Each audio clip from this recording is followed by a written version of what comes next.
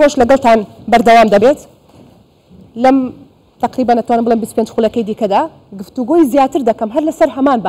بابەتی گفتوگۆکانی هەولێر و بەغدا بابەتی ڕێککەوتنەکان لە نێوان هەولێر و بەغدا ئایا بۆچی بەغدا وەکوی کە ئێستا دکتۆر ئومێد باسی لێوە کرد پابەند نییە بە ڕێککەوتنەکان کە لە دەستپێکی کابینەکەی محەممەد شیع سوودانی لەگەڵ هەرێمی کوردستاندا واژۆی لەسەر کراوە بەڕێز جەبار مەرشەدانی چاودێری سیاسی لە بەغداوە ڕاستەوخۆ لەگەڵمان دەبێت شرۆڤەی ئەو باسی لەگەڵ دەکەم بەڕێز جەبار مەرشەدانی ئەم کاتتان باش گەلێک سوپاس بۆی میوانی باسی ڕۆژی کوردستان 24ن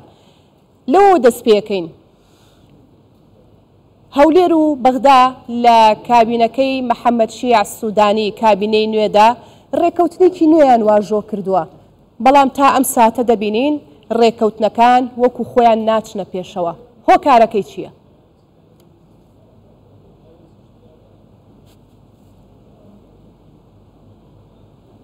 نعم مساء الخير شەوی ئێوە باش و زۆر سپاس بۆ ئەو میوانداریات بەڕێستان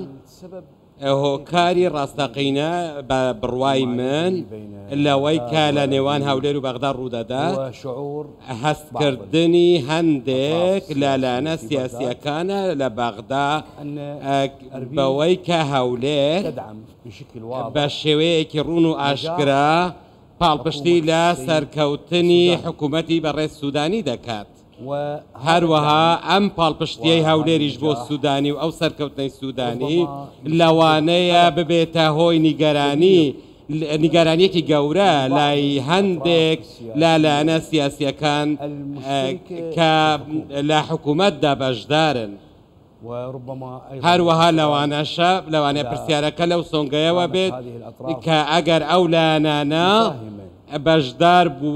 بوونایە لە پێکێنانی حکوومەت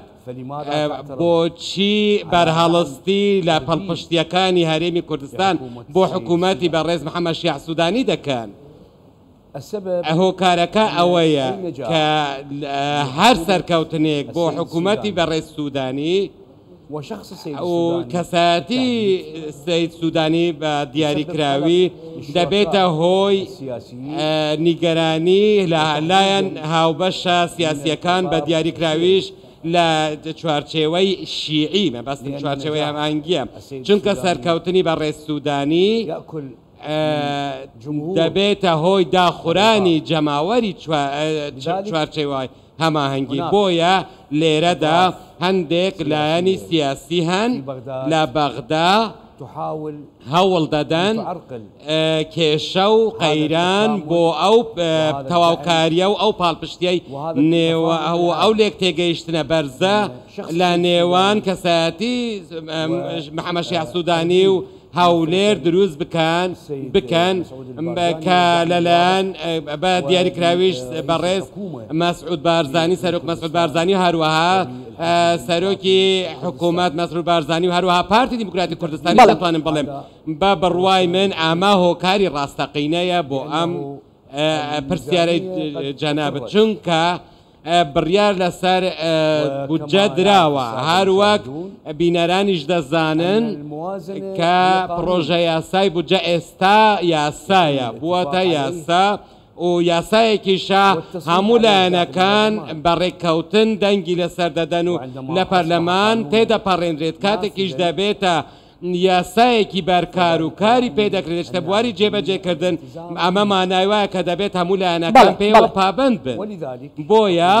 من دەمەوێت بڵێم هەر کێشە و گرفتێک بۆ دروستکردنی هەر کێشە و قەیرانێک بۆ ئەم یاسایە پێویستە لە ڕووی یاساییەوە ڕوبەڕوو بکرێتەوە بۆ ئەوەی لە ئەنجومەنی نوێنەرانیش بەڕێز مەرشەدانی باست لەوە کرد کە بەشێک لە هێز و لایەنە سیاسیەکان لە عێراق دەبنە ڕێگر یاخود ناکۆکی دروست دەکەن لە بەردەم ڕێککەوتنەکەی نێوان هەولێر و بەغدا کەواتە من دەپرسم ئایا ئەو هێز و لایەنانە چ قازانجێک دەکەن لەو ڕێگریکردنە لە بەردەم ئەو ڕێککەوتنەدا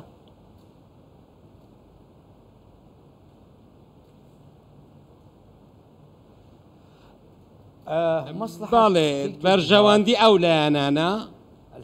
لا راستيدا لا دو پرزدا کۆ دەبنەوە یەکەمیان أن هناك لێرەدا لایەنێکی هەرێمی هەیە تريد دەیەوێت مواصلة الضغط فشارەکانی بەردەوام بکات لەسەر هەولێر بە دیاریکراوی لجعلها بۆ ئەوەی تتماهى مع سياستها لەگەڵ سیاسەتەکەی خۆی هەڵ بکات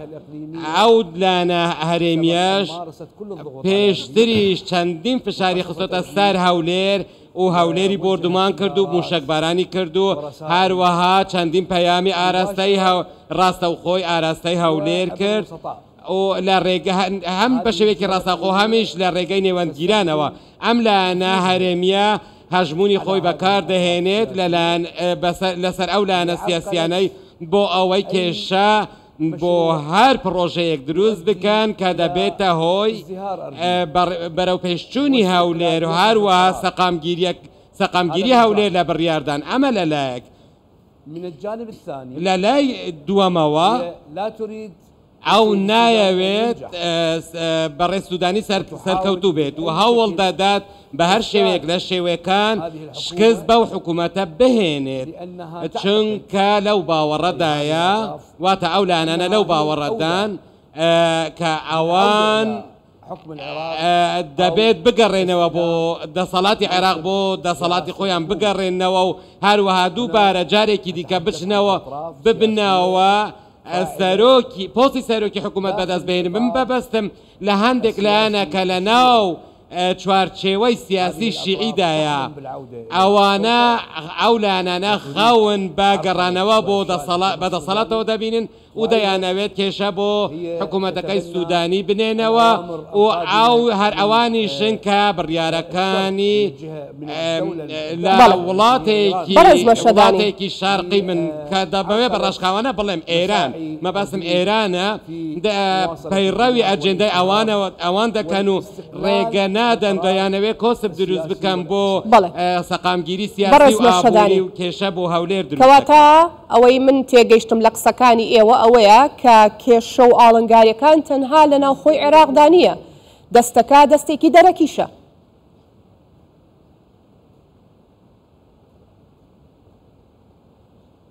لا شك هیچ گومانی تێدانە هەولێر ڕوبەڕووی ئالنگاری گەورەی ناوخۆی و دەرەکیش دەبێتەوە و ئەو موشکبارانە دووبارە بووەکان کە ڕوبەڕووی هەولێر بووەوە هەروەها گەلی ئێمە لە هەولێر ڕوبەڕووی بووەوە بە دلێرانە لە ماوەکانی ڕابردوو خۆڕاگر بوون ئەمە لە ژێر چالاکی هەواڵگیری بە پاساوی جارێکم بە پاساوی بوونی دروشمێک بە ناوی بوونی ئیسرائیل جارێک بە پاساوی بوونی بنکەی سەربازی ئەمریکی چەندین دامەزراوەی زیندەکی و ژێرخان کرانە ئامانج تەنانەت ماڵی هەندێک لە هاوڵاتیانیش کرانە ئامانج هەروەها چەند ناوچەیەک لە هەولێر کرانە ئامانج بە پاساوی بوونی ئۆپۆزیسیۆنی ئێرانی لە هەندێک لە حاڵەتەکان مەبەستمە هەڕەشەکانی دەرەوە بۆ هەولێر بەردەوامن و نەپشڕاون بەڵام لایەنی دەرەکی جارێکیان هەژمونی ڕاستە و خۆی بەکاردەهێنێت و موشکباران دەکات جارێکی دیکەش قۆڵ و باسکەکانی خۆی لە ناو عێراق بەکاردەهێنێت شەرخستە سەر هەولێر ئەمەش بەڕاستی ئەوایە کە بەڵێ هەولێر کەوتۆتە ژێر فشاری ناوخۆی و دەرەکی ئەمەش بەهۆی بڕیارە سەقامگیرەکەی هەولێرە و بۆ بەرەوپێشچوونەکانی هەولێرە و هەروەها خواست و ئارەزووی گەلی هەولێرە بۆ بەرەو پێشچوون و گەشەپێدان و گرنگیدان بە دیموکراتیەت و پێکەوە ژیان و سەقامگیری و ئاسایش ئەمە دڵی هەندێکیان ناڕەحەت دەکات بە تایبەت ئەوانەی کە ئیرایی بە هەرێمی کوردستان دەبن کەواتە بەڕێز مەشهەدانی دەتەوێت بڵێ بەشێک لە لێدانەکە یاخود بابەتە سیاسیەکە لێدانە لە ئاسایش و ئارامی هەولێر هەرێمی کوردستان بە شێوەیەکی گشتی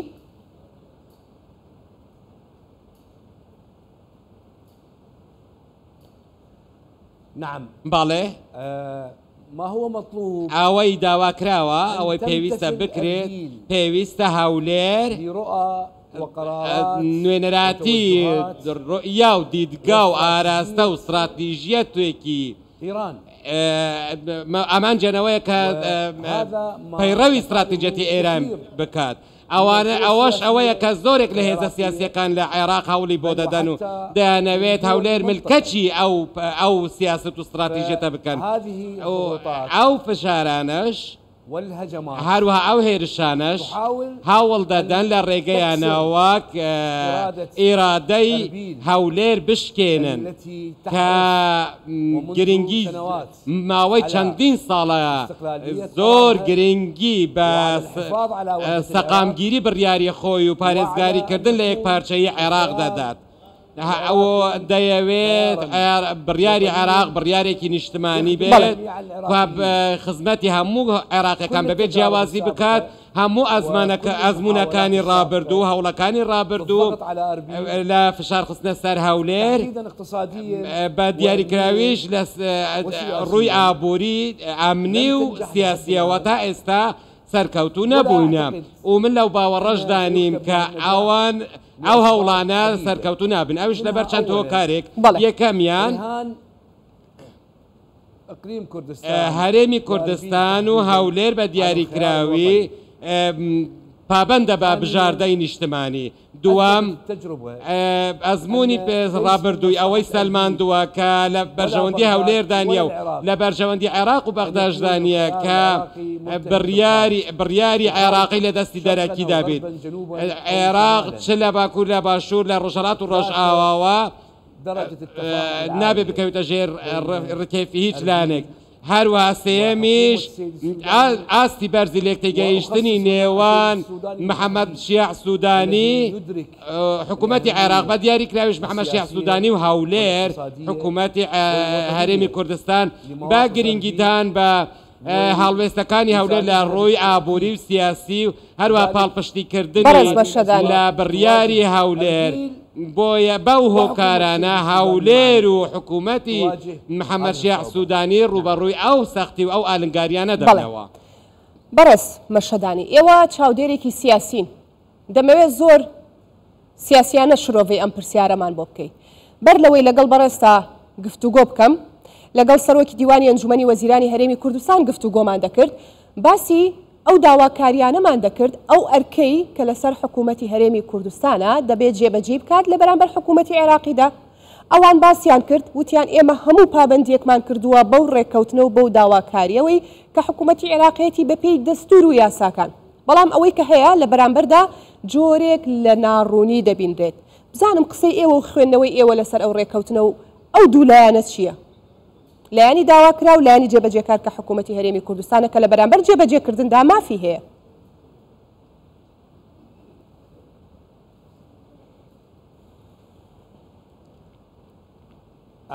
بەڵێ من لەو باوەڕەدام کە پێشنیازی ئەو پێشنیازە کە پێویستە جێبەجێ بکرێت بەردەوامیدانە لەسەر ئاستی باڵا بە دیدارەکان لە گەڵ محەممەد شیع سوودانی هەروەها تێیدات لە ڕێگەی ئەو کۆبوونەوانە هەموو وردەکاریەکان تاوتوێ بکرێن و ئەو دامەزراوانش دەستنیشان بکرێن یاخۆت ئەو وەزارەتانە و ئەو لایەنانە دیاری بکرێن کە دەستنیشان بکرێن کە دەیانەوێت گرفت بۆ ڕێککەوتنەکان دروست بکەن چونکە ئەهریمان لە ناو جمگەکانی ئەو دامەزراوانەدایە پێویست ئەوان لەسەر وردەکاریەکان ڕێک بکەون بۆ جێبەجێکردنی هەموو ڕەهەندەکانی ناو پرۆژە یاسای بودجە هەروەک گوتم هەندێک دامەزراوە هەن ئەرکی ڕاستەقینەیان وەرگێڕ تەرجەمەکردنی ناوەڕۆکی بودجە نییە و نایانەوێت ئەو شایستە دارایانە بگەنە خەڵکی ئێمە لە هەرێمی کوردستان بەڵکو هەوڵی کێشەنانەوە دەدەن بۆیە من پێشنیاز دەکەم شاندێک بە بەردەوامی شاندێک لە هەولێرەوە سەردانی بەغدا بکات و لەسەر ئاستی لە دوو ئاست گفتوگۆ لەگەڵ بەغدا بکەن ئاستی یەکەمیان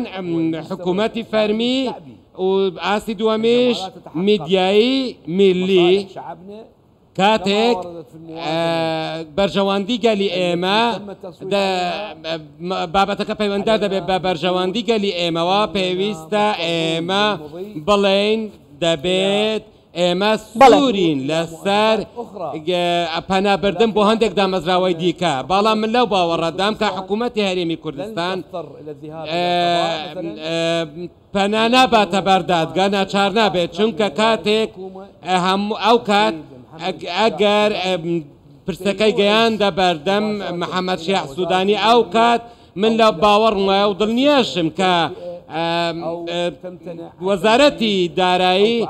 مامەڵە لەگەڵ وەزارەتی دارایی دەکات بۆ ئەوەی بنج و بناوانی ئەو لایەنە پێ بزانێت کە پێشە بۆ ئەو ڕێکەوتنانە دەهێننەوە ئەو کە پێشنیازی من ئەوەیە کە پێویستە دانوستان لەگەڵ لە نێوان هەردوو لا ئاستی باڵا بەردەوامی شاندی حکوومەتی هەرێمی کوردستان سەردانی بەغدا دەکا هەفتەی ڕابردوو سەردانیان کردووە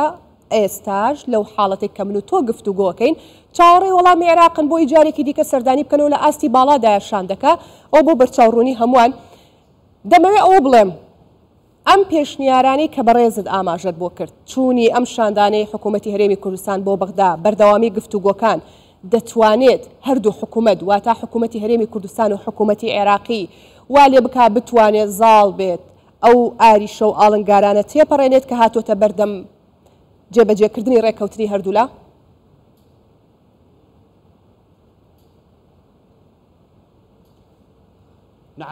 بەڵێ من باوەڕم وایە کە بەڕێز سوودانی سەرۆکی حکوومەت خواستی بۆ ئەوە هەیە و تواناشی هەیە کە ئەو ڕێکەوتنات جێبەجێ بکات ئەو ڕێکەوتنانە هەمویان جێبەجێ بکات و من لەو باوەڕەدام کە ئاو سوورە لەسەر جێبەجێکردنی ئەوەی بەڵێنی لەسەرداوە کە بەتایبەت کارنامەی حکوومەتەکەی و تیمە حکوومیەکەی کە بەڵێنیان لەسەری داوە و من هیچ نهێنیەکیش ناهێڵمێەوە من باوەڕم وایە کە ئەو بە چڕی و بە وردی چاودێری و بەباشی چاودێری ئەوە دەکات کە دەیەوێت أو الإرادة السياسية یان ئیرادەی سیاسی بۆیە من دەڵێم الحديث المباشر گفتگۆی ڕاستەوخۆ لەگەڵ سەرۆکی حکوومەت و لەگەڵ هاوبەشە سیاسیەکان وەکو سەرۆکی پەرلەمان وەکو سەرۆکاتی کۆماری و سەرۆکی دادگا و هەندێک لایەنی سیاسی باڵادەست کاتێک ئەمە لە کۆبوونەوەیەکی فراواندا پێشنیاز دەکرێت و لەسەر ئاستێکی باڵا و هەموو لایەنەکان دەخاتە چوارچێوەی وێنەیەکی ڕاستەقینەی ئەوەی کە ڕوو دەدات من دەڵێم کە گەلی کوردستان ئەو کات کە گەلی کوردستانیش پاڵپشت دەبێت بۆ جێبەجێکردنی ئەو ڕێکەوتنانەی کار لە نێوانیان کراوە بینیمان پارتی دیموکراتی کوردستان تێبینی لەسەر چەند خاڵێکی ناو یاسای بودجە هابوون بەڵام لەگەڵ ئەوەشدا کێشەی پەیامەکەت گەیشت بەڕێز مەشەدانی بۆیە دەبێت پەیامێکی میدیایی ڕوون و ئاشکرا ئاراستە بکرێت. بەڕێز جەبار بەشەدانی چاودێری سیاسی ڕاستەوخۆ لە بەغداوە لەگەڵمان بووی گەلێک سوپاس بۆ شرۆڤەکانت دەست خۆش.